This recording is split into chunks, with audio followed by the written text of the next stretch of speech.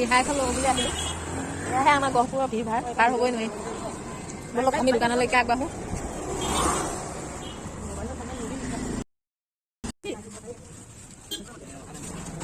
এখন কিনিব লাগিছে কমেণ্ট এটা জনাব দেই।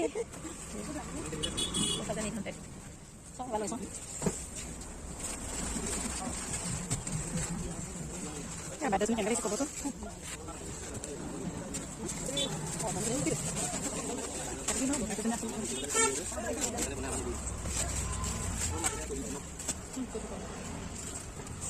শ্বপিং কৰিবলৈ অহা মজাই শিকিলা। তাতে মুগা পাট বুলি ক'লে অলপ গাত ৰতেই নাথাকে আৰু।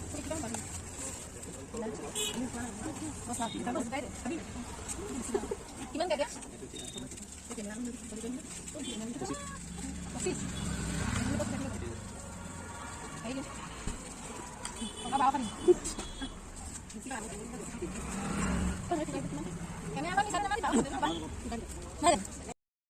দামটো কওক।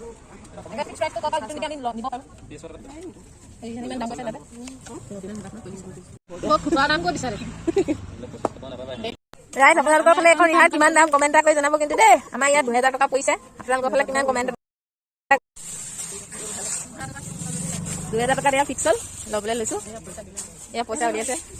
অৱশ্যে ৰিহাখন মোৰ নহয় দেই।